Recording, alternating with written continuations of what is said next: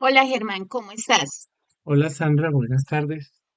Germán, es que imagínate que estuve indagando sobre un caso que tengo y que me maneja en la cabeza, que me mueve en mi cabeza, sobre el negociador estratega, según la resolución 441 y según un problema que tengo con unas instituciones prestadoras de servicios de salud.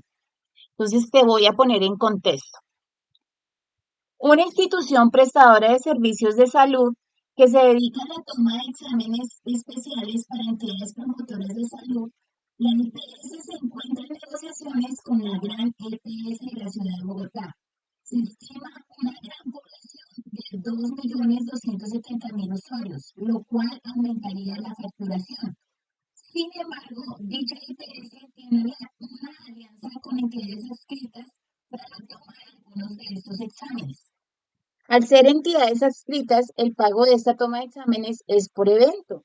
La toma, la EPS manifiesta que en aproximadamente 2 meses su población crecerá aproximadamente con 800 usuarios más. Esto conlleva un incremento en la toma de los exámenes, lo cual no fue contemplado para realizar la oferta.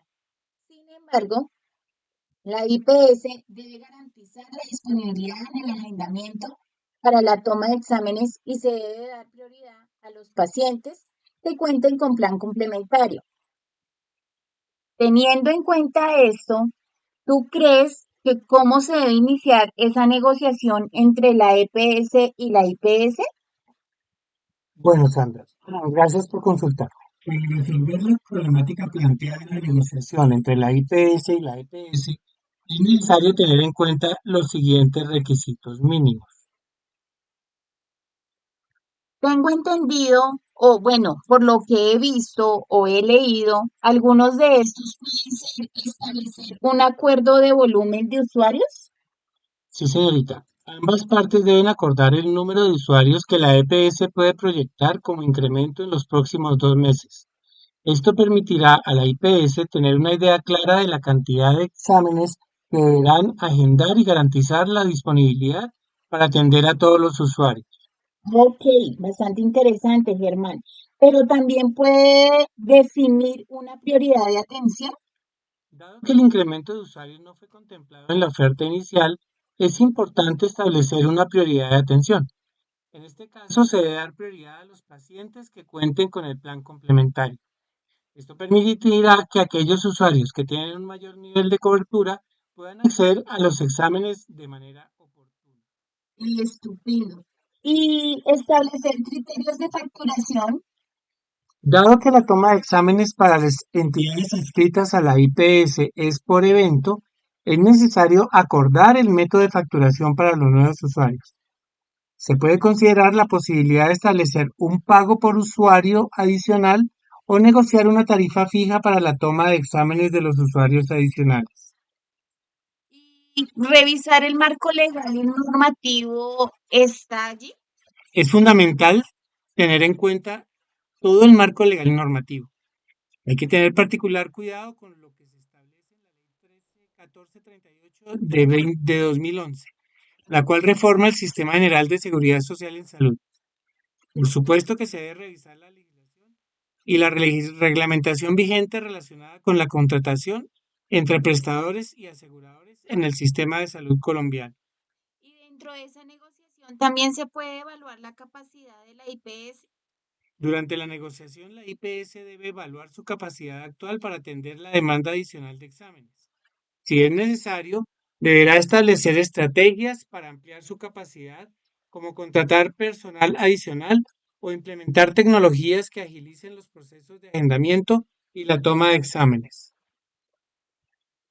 Entonces, para iniciar la negociación de manera efectiva y resolver la problemática planteada, en resumen, para iniciar la negociación, En resumen, para iniciar la negociación de manera efectiva y resolver la problemática planteada, la IPS y la EPS deben establecer acuerdos sobre el volumen de usuarios, la prioridad de atención, los criterios de facturación, deben revisar el marco legal y además evaluar la capacidad de la IPS. Estos requisitos mínimos garantizarán una negociación más transparente y beneficios para ambas partes involucradas. Entiendo. ¿Y la técnica de negociación entre la EPS y la IPS? ¿Cuál podría ser? Yo he visto unas creativas o que llaman ganar, ganar. Entre ellas está el pago global prospectivo, pero quisiera que tú me explicaras un poco sobre eso. Ok, es muy interesante.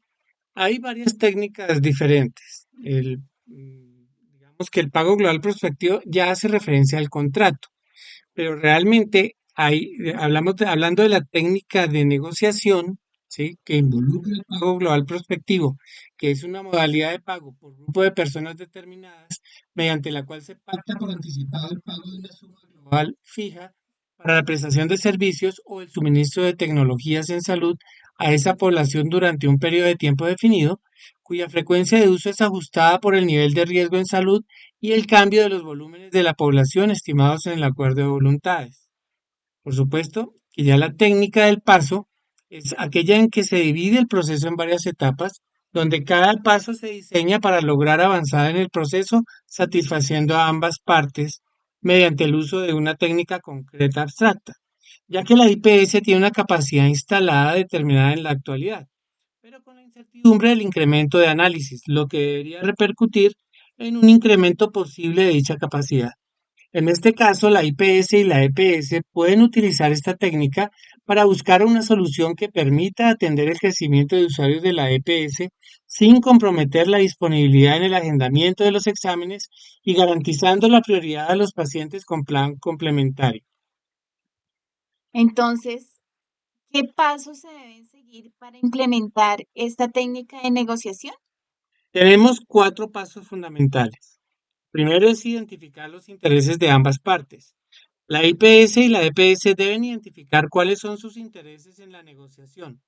Por ejemplo, la IPS puede estar interesada en aumentar su facturación y mantener una buena relación con la EPS, mientras que la EPS puede estar interesada en garantizar la disponibilidad y la atención oportuna para sus nuevos usuarios, pero incrementando el número de análisis, lo que repercutirá en un incremento de la facturación que puede mejorar la utilidad del negocio. El segundo paso es generar opciones de solución. Ambas partes deben generar opciones que permitan satisfacer los intereses identificados. Por ejemplo, la IPS puede ofrecer ampliar su capacidad de atención mediante la contratación de personal adicional, adquisición de nuevos equipos, ampliación de las instalaciones o extender los horarios de atención. La EPS puede ofrecer una tarifa fija por los exámenes de los usuarios adicionales o proporcionar recursos adicionales para la expansión de la capacidad de la IPS.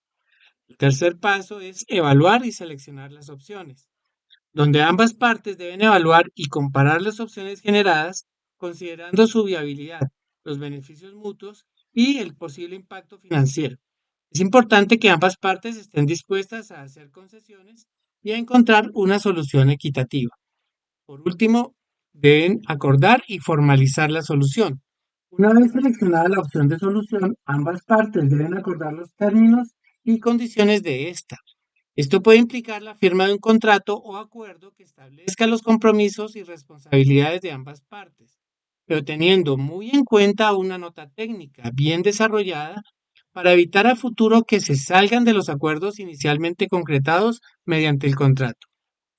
Ah, resumiendo, la implementación de esta técnica de negociación permitirá a la IPS y a la EPS encontrar una solución creativa que resuelva la problemática planteada, asegurando la disponibilidad en el agendamiento de exámenes y brindando prioridad a los pacientes con plan complementario. Además, esta técnica fomentará una relación de colaboración y beneficio mutuo entre ambas partes. ¿Estamos de acuerdo? Sí, señorita, completamente de acuerdo. La estrategia con beneficio al paciente entre la EPS y la EPS, ¿esto qué quiere decir? Quiere decir que es una estrategia en la cual el enfoque de beneficio hacia la prestación del servicio. Efectivamente, para finalizar la negociación, con un enfoque en el beneficio hacia la prestación del servicio y al paciente, la IPS puede implementar la siguiente estrategia. Primero, analizar el impacto del crecimiento de usuarios adicionales. La IPS debe realizar un análisis para determinar cómo afectará el incremento de 800 usuarios a su capacidad de agendamiento y toma de exámenes. Esto incluye evaluar si se requiere contratar personal adicional, adquirir nuevos equipos, ampliar o contratar nuevas instalaciones, ampliar los horarios de atención o aumentar la capacidad de respuesta. En segundo lugar, tenemos que priorizar la atención a los pacientes con plan complementario. Dado que la IPS debe dar prioridad a este tipo de pacientes, pueden establecer un sistema de agendamiento que garantice una disponibilidad adecuada para estos usuarios. Esto implica reservar un número determinado de citas para los pacientes con plan complementario y asignar horarios preferenciales. Como tercero, tenemos que negociar una tarifa fija por los exámenes adicionales.